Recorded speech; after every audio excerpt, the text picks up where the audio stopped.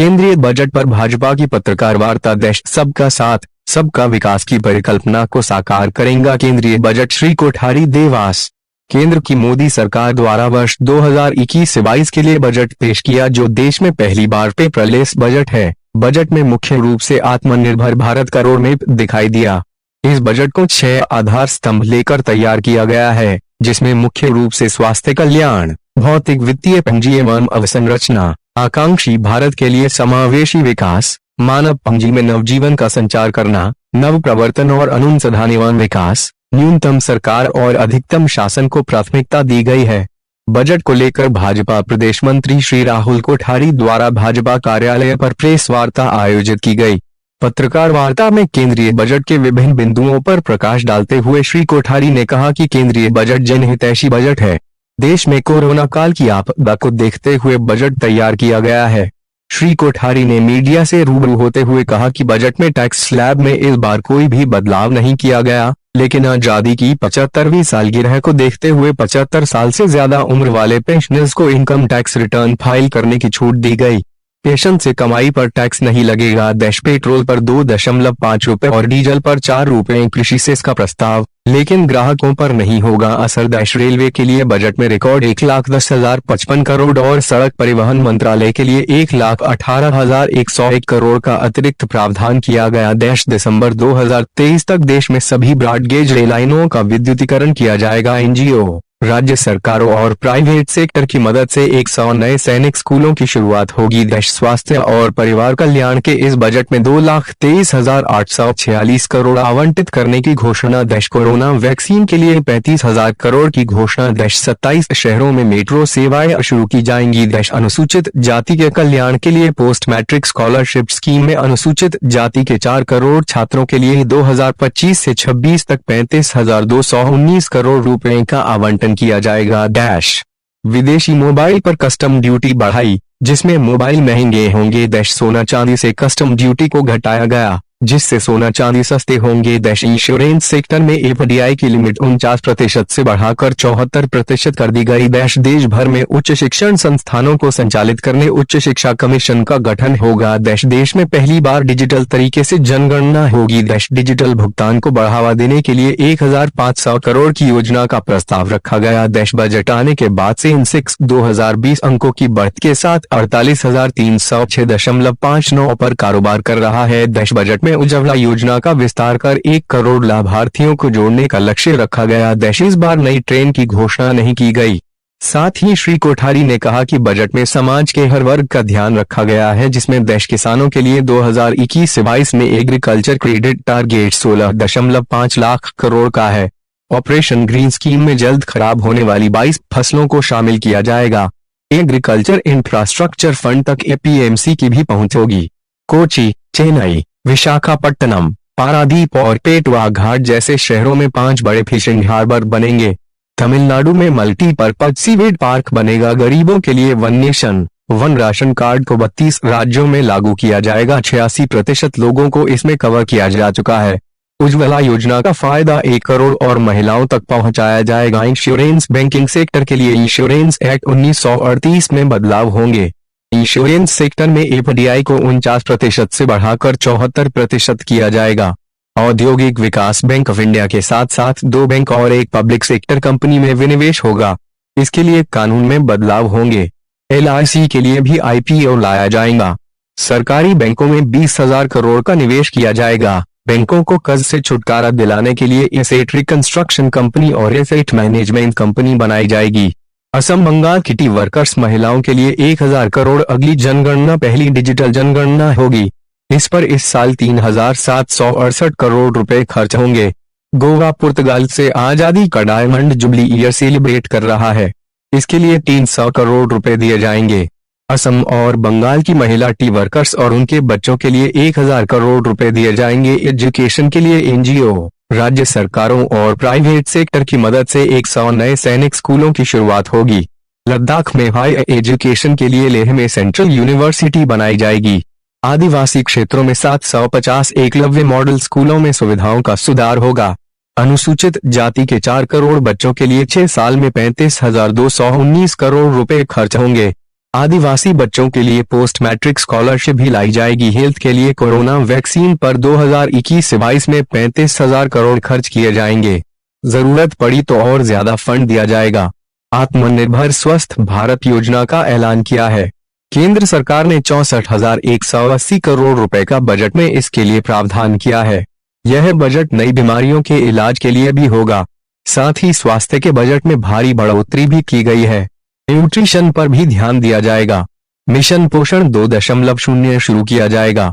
Water supply भी बढ़ाएंगे। 5 साल में 2.87 लाख करोड़ रुपए खर्च होंगे।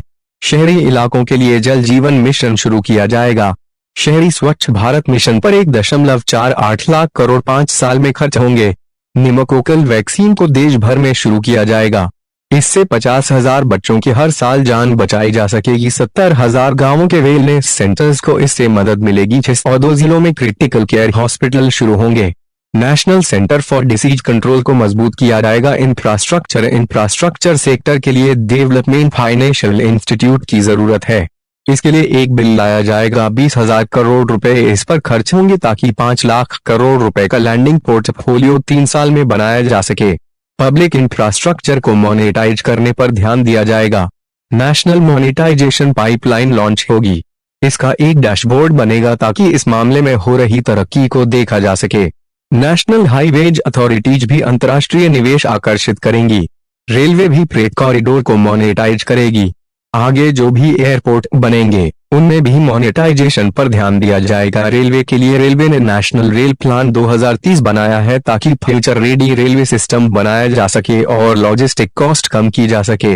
जून 2022 तक ईस्टर्न और वेस्टर्न डेडिकेटेड फ्रेट कॉरिडोर तैयार हो जाएगा। सोमनगर गोमो सेक्शन पीपीपी मोड में बनाया जाएगा। गोमो डानकुनी सेक्शन भी इसी तरह बनेगा। खड़गपुर विजयवाड़ा, भुसावल खड़गपुर, इटारसी विजयवाड़ा में फ्यूचर रेडी कॉरिडोर बनाए जाएंगे। विस्टा डोम कोच शुरू होंगे ताकि यात्रियों को अच्छा अनुभव हो। High density network, high utilize network पर ट्रेन प्रोटेक्शन सिस्टम शुरू किए जाएंगे। ये सिस्टम देश में बनेंगे। 1.10 लाख करोड़ रुपए रेलवे को दिए जा रहे हैं। 1.07 लाख करोड़ रुपए सिर्फ कैपिटल एक्सपेंडिचर के लिए है। मेट्रो शहरी इलाकों में बस ट्रांसपोर्ट सिस्टम शुरू किया जाएगा। 20,000 बसें तैयार होंगी। इससे ऑटो सेक्टर को मदद मिलेगी और रोजगार बढ़ेगा। 702 किमी मेट्रो अभी चल रही है। 27 शहरों में कुल 1016 किमी मेट्रो पर काम चल रहा है। कम लागत से टियर 2 शहरों में मेट्रो लाइट्स और मेट्रो नियो शुरू होंगी। कोच्चि मेट्रो में 1900 करोड़ की लागत से 11 किमी हिस्सा बनाया जाएगा। चेन्नई में 63,000 करोड़ रुपए की लागत से 180 किमी लंबा मेट्रो रूट बनेगा। बेंगलुरु में भी 14,788 करोड़ रुपए से 58 किमी लंबी मेट्रो लाइन बनेगी। नागपुर 5,976 करोड़ और नासिक में 2,092 करोड़ से मेट्रो बनेगी। टैक्स से जुड़े ऐलान आजादी की 75वीं सालगिरह पर 75 साल और उससे ज्यादा उम्र के सीनियर सिटीजन्स को राहत देना चाहते हैं। उन्हें अब रिटर्न फाइल करने की जरूरत नहीं होगी। अभी टैक्स रीअसेसमेंट 6 साल और गंभीर मामलों में 10 साल बाद भी केस खोले जा सकते थे। अब इसे घटाकर 3 साल किया जा रहा है। अगर अभी टर्नओवर 1 करोड़ से ज्यादा हो जाता है तो टैक्स ऑडिट करना होता है। 95% डिजिटल ट्रांजैक्शन करने वालों के लिए यह छूट बढ़ाकर पिछली बार 5 करोड़ टर्नओवर की गई थी। इसे बढ़ाकर अब 10 करोड़ किया जा रहा है। डिविडेंड पेमेंट पर अब टीडीएस नहीं लगेगा। होम लोन पर ब्याज में 1.5 लाख रुपए की कटौती का प्रावधान था। अब किफायती घर के लिए ब्याज में 1.5 लाख रुपए की एक्स्ट्रा छूट 31 मार्च 2022 तक मिलेगी। चुनाव वाले 4 राज्यों के लिए भारतमाला प्रोजेक्ट के लिए 3.3 लाख करोड़ रुपए दिए जा चुके हैं। रोड इंफ्रास्ट्रक्चर के लिए इकोनॉमिक कॉरिडोर बनाए जाएंगे। 3,500 किमी नेशनल हाईवेज प्रोजेक्ट के तहत तमिलनाडु में 1.03 लाख करोड़ रुपए खर्च होंगे। इसका कंस्ट्रक्शन अगले साल शुरू होगा। 1,100 किमी नेशनल हाईवे केरल में बनेंगे। इसके तहत मुंबई कन्याकुमारी कॉरिडोर भी बनेगा। केरल में इस पर 65,000 करोड़ रुपए खर्च होंगे। बंगाल में 25,000 करोड़ रुपए की लागत से हाईवे बनेंगे। कोलकाता सिल्लीगुड़ी रोड का अपग्रेडेशन होगा। 34,000 करोड़ रुपए असम में नेशनल हाईवेज पर खर्च होंगे। पत्रकार वार्ता में प्रदेश मंत्री श्री राहुल कोठारी के साथ भाजपा जिलाध्यक्ष राजीव खंडेलवाल, जिला उपाध्यक्ष मदन लाल कहार, निकाय चुनाव के नगर प्रभारी ओम जोशी, भाजपा जिला प्रवक्ता शंभू अग्रवाल, मनीष सोलंकी भी उपस्थित थे। देवास ब्यूरो रमजान खान की रिपोर्ट। आपने प्रेस वार्ता के दौरान सज्जन सिंह वर्मा जी कई जवाब मांगे हैं और कई सवालों के पीछे ये आपकी बातों के पीछे कहीं ना कहीं आपने बोला है कि पिछड़ा देवास कहीं ना कहीं उनका भी उसमें योगदान रहा है। तो क्या बोलते हैं आप, सज्जन वर्मा की वजह से ही देवास पिछड़ा रहा है? देखिए, पहली बात तो बहुत स्पष्ट है कि मैंने कभी देवास को पिछड़ा नहीं बोला। देवास को पिछड़ा बोलने का काम आप लोग कर रहे हैं। देवास हमारे हिसाब से बहुत प्रमुख और अग्रणी जिला इस मध्य प्रदेश का है और उसको और ज़्यादा अग्रणी बनाने के लिए हम लोग भरसक प्रयास कर रहे हैं। सज्जन सिंह वर्मा जी चूंकि इस जिले से हैं, इस जिले में उन्होंने विकास के लिए कौन सा मॉडल बनाया उनको जवाब देना चाहिए।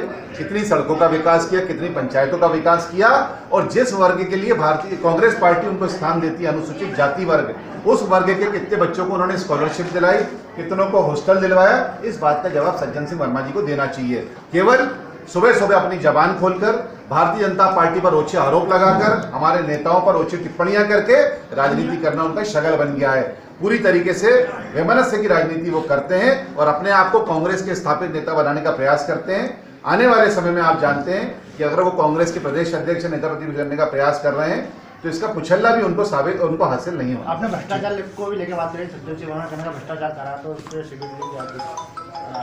देखिए, बहुत स्पष्ट रूप से सीबीडीटी की रिपोर्ट सबके समक्ष आ चुकी है। उसमें कई सारे अधिकारियों के नाम भी आए और उसी रिपोर्ट में जो अकाउंट्स की परिस्थिति है उसमें सज्जन सिंह वर्मा जी का नाम कई बार आया है। मेरा आप सबसे आग्रह है कि उनसे इस बात की पूछताछ करिए कि कांग्रेस की सरकार के चलते पीडब्ल्यूडी डिपार्टमेंट, जिसके वो स्वयं मंत्री थे, और उनके खुद के अकाउंटों से कितना हिसाब का लेन देन हुआ है, किस तरीके से सज्जन सिंह वर्मा जी के नाम से पैसा यहाँ से लेकर दिल्ली तक पहुँचाया गया, इस बात का जवाब उनको देना चाहिए।